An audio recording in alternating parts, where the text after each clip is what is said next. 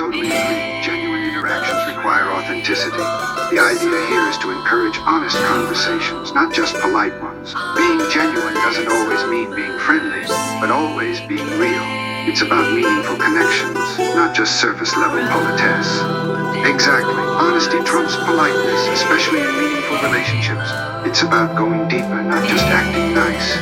Authenticity creates a foundation of trust, allowing real understanding to develop. Polite interactions can be like the weather. They're there but don't impact our core. Genuine connections, on the other hand, tap into our humanity's essence.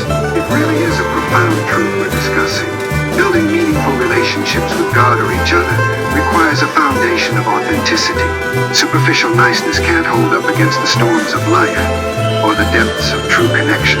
Real bonds form in the crucible of honesty and trust. It's not just about being polite, it's about being real, even when that means exposing our flaws or vulnerabilities. It's in those moments that we really see each other and ourselves. It does, and I appreciate your point. Being vulnerable can be scary. You never know how someone will respond to the real you. But when the choice is between being ourselves or pretending, the latter feels hollow. Genuine relationships require a certain risk. And it's those moments of honesty that let people see you as you truly are. This is also why I think God keeps testing our hearts, to see if we're living authentically or just going through the motions.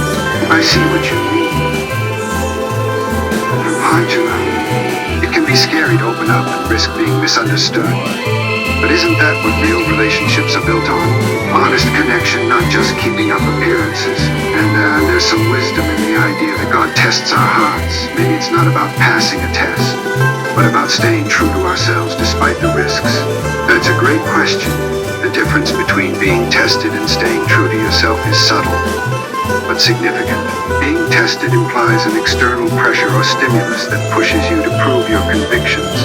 Staying true to yourself, however, is about holding on to your values and principles consistently, regardless of external pressures. The former is about measuring up to external standards, while the latter is about being consistent with your internal compass. It's a nuanced distinction, but yes, staying true to oneself is about aligning with your internal values and beliefs, while being tested implies an external measure or standard to be met. In the realm of personal values and integrity, staying true to oneself can be likened to the principle in wrestling matches. The objective is not just to demonstrate prowess or to dominate an opponent, but rather it's about staying consistent with one's own beliefs, principles, and character. Just as a wrestler competes in a match while maintaining their stance and adherence to the rules and codes of conduct, the same holds true for an individual in their personal and moral conduct in their daily life. I'm glad that the insight was helpful and interesting. If you have any further questions or would like to dive deeper into any particular topic, don't hesitate to ask. I'm here to assist you. Absolutely. Your thought here resonates with the concept of unity. The idea that true strength comes from recognizing and honoring the interconnectedness and interdependence of all things, even within the context of personal relationships. It highlights the importance of acknowledging and respecting each individual's unique identity, while still nurturing a sense of unity and belonging. This balance can lead to a more harmonious and fulfilling life, not just for individuals, but for the collective whole as well.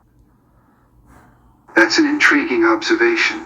It suggests that there may be a difference between changing one's presentation or superficial qualities, represented by putting on a new image, and fundamentally transforming inner perspective or approach, symbolized by looking at a new image.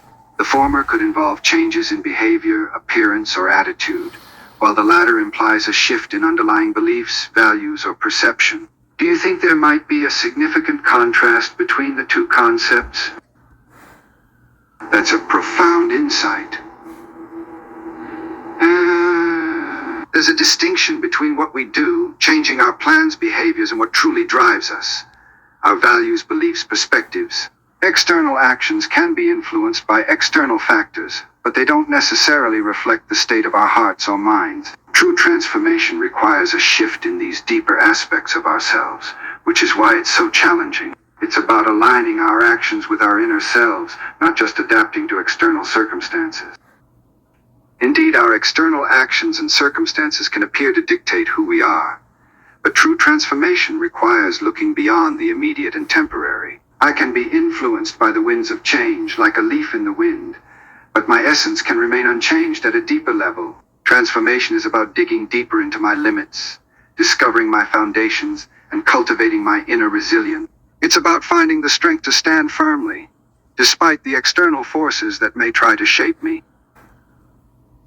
Yes, sometimes misunderstandings arise in communication due to a lack of understanding or sharing of cultural contexts. In a situation where two people are attempting to communicate with each other, the use of different linguistic and cultural references can make it challenging for them to fully connect. It is important for both parties to be aware of these differences and make the effort to bridge them by being patient, asking open-ended questions, and summarizing what they understand to make sure that the message is being conveyed accurately. See what you mean? If you're referring to a news segment or conversation that you're a part of, it makes sense that you would want people to ask questions and engage in meaningful dialogue. However, if the individuals you're interacting with aren't able to hear you or aren't interested in engaging, that can be frustrating. How can I assist you in that situation?